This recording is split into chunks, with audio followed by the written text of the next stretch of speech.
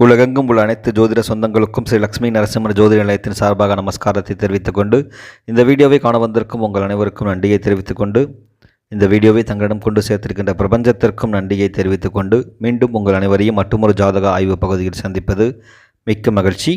இன்று நாம் காண இருக்கும் தலைப்பு காதலுக்கு கண்ணில்லை அப்படின்ற ஒரு தலைப்பில் இன்றைக்கி நம்ம ஒரு ஜாதகத்தை ஆய்வு செய்ய இருக்கிறோம். இது ஒரு ஆண் ஜாதகம்.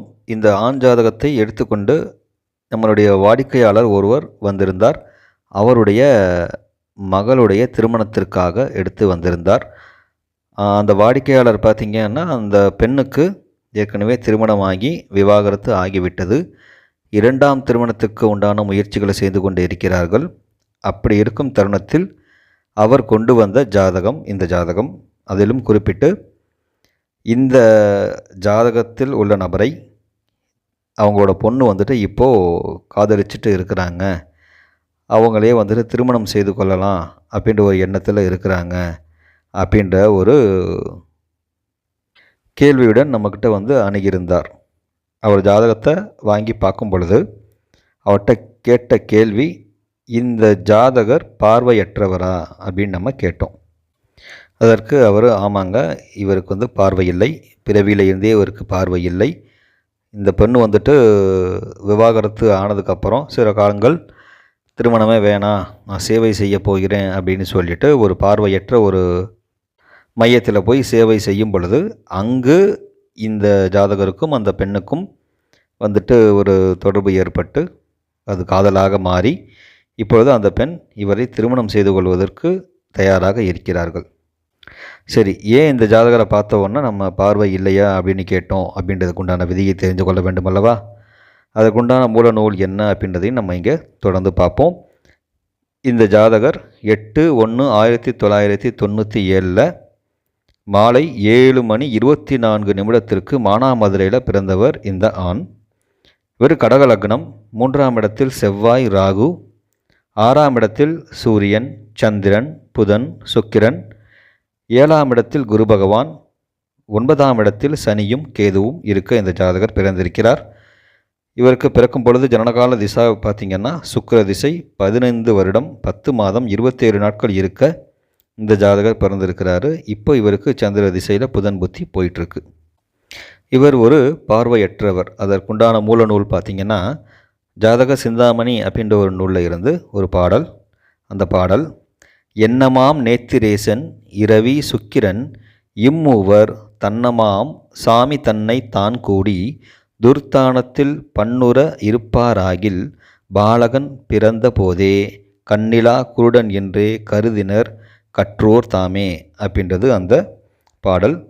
இதற்குண்டான விளக்கம் பார்த்தீங்க அப்படின்னா, 2ஆம் அதிபதியும் சூரியனும் சுக்கிரனும் லக்னாதிபதியும் கூடி 6, 8, 12 மறைந்துவிட்டால் அவர்களுக்கு பிறவியிலேயே பார்வை இருப்பது இல்லை அப்படின்றது தான் இந்த பாடலுடைய சாராம்சம். இப்போ எங்கள் ஜாதகத்தில் பார்த்திங்கன்னா கடக லக்னம், லக்னாதிபதி சந்திரன் 6இல் மறைவு, 2ஆம் அதிபதி ஆகிய சூரியன் அவரும் 6இல், கூடவே சுக்கிரனும் மறைந்து விட்டார். அப்போ 2ஆம் அதிபதி ப்ளஸ் சூரியன் சுக்கிரன் லக்னாதிபதி கூடி 6ஆம் இடத்தில் மறைந்து விட்டார்கள்.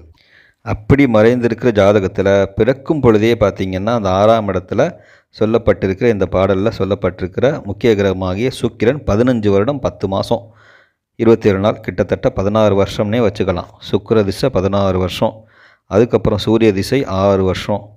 இது ரெண்டுமே வந்துட்டு அங்கே 6ஆம் இடத்துல மறைஞ்சிருக்கு. அதுக்கப்புறம் சந்திரன் 10 வருஷம், இதுவே 32 வருஷம் ஆயிடுச்சு. அதுக்கப்புறம் செவ்வாய் திசை நடத்தினாலும் செவ்வாய் பார்த்திங்கன்னா சூரிய சாரத்தில் இருக்கிறார். அதுக்கப்புறம் ராகு திசை நடத்தினாலும் அவரும் சூரியன் சாரத்தில் இருக்கிறார். அதுக்கப்புறம் குரு திசையே நடந்தாலும் குருவும் சூரியனோட சாரத்தில் தான் இருக்கிறார்கள்.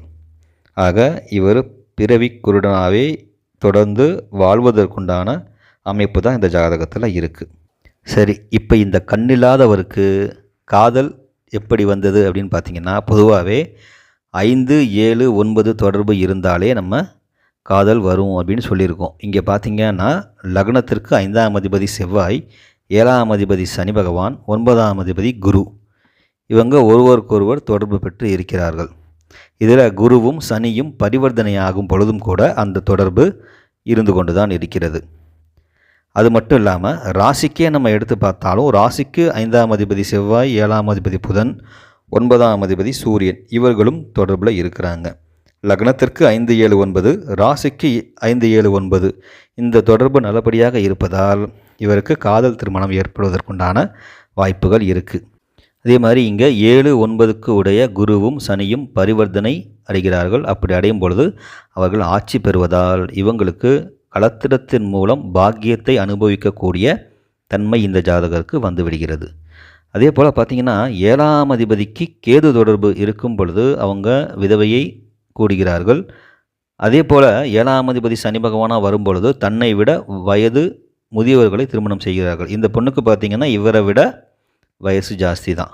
அதே மாதிரி ஒரு ஜாதகத்தில் சனி, செவ்வாய், சுக்கிரன் இந்த தொடர்பு பார்வை சேர்க்கை இருந்தாலும் அவங்களுக்கு விதவை திருமணம் சிறப்பை தருகிறது.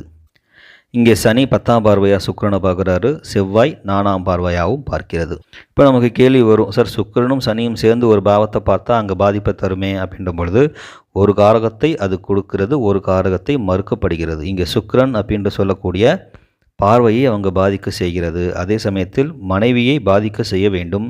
ஆனால் மனைவி ஏற்கனவே பாதிப்போடு வந்தாங்கன்னா அதை ஏற்றுக்கொள்ளும் பொழுது அது பரிகாரமாக மாறிவிடுகிறது என்பதையும் நாம் புரிந்து கொள்ள வேண்டும்.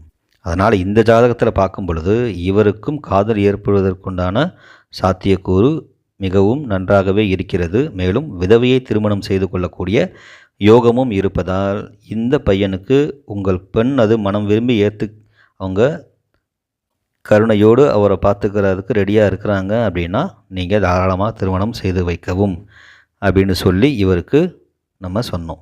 அதை இந்த தளத்தில் உங்களுடன் பகிர்ந்து கொள்வதும் மிக்க மகிழ்ச்சி. இங்கே முக்கிய விதியாக நம்ம பார்த்தது பார்வையற்றவர் அப்படின்னு பார்க்குறதுக்கு 2ஆம் அதிபதி சூரியன், சுக்கிரன், லக்னாதிபதி கூடி 6, 8, 12 மறைந்து சனி செவ்வாய் பார்ப்பதும் அந்த மாதிரி அவங்களுக்கு பிறவி குருடனாகவே இருக்கிறார். மேலும் அவங்க பிறந்த முதலே திசையும் அதுக்கேற்ற மாதிரி தான் இருந்து கொண்டே இருக்கிறது அப்படின்றது ஒரு விதி. ப்ளஸ் இவருக்கு காதல் ஏற்படுவதற்கு லக்னத்திற்கு ராசிக்கு 5, 7, 9 தொடர்பு இருக்கிறது. அதே மாதிரி சனி செவ்வாய் சுக்கிரன் கூடும் பொழுது விதவை திருமணம் சிறப்பை தரும் அப்படின்ற விதிகள் எல்லாமே இங்கே இருக்கிறதால தாராளமாக செய்யலாம் அப்படின்ற ஒரு விதியை இங்கே நம்ம பார்த்திருக்கிறோம். இதுபோல் நம்ம தொடர்ந்து ஜாதக ஆய்வு பகுதிகளை கொடுத்து கொண்டு இருக்கிறோம். அதனால் இதுவரை சப்ஸ்கிரைப் செய்யாதவர்கள் சப்ஸ்கிரைப் செய்து கொள்ளுமாறு உங்கள் அனைவரையும் கேட்டுக்கொண்டு மீண்டும் ஒரு நல்ல ஜாதக ஆய்வு பகுதியில் உங்கள் அனைவரையும் சந்திக்கிறேன் என்று கூறிக்கொண்டு விடைபெறுகிறேன். நன்றி, வணக்கம், வாழ்க வையகம், வாழ்க வளமுடன்.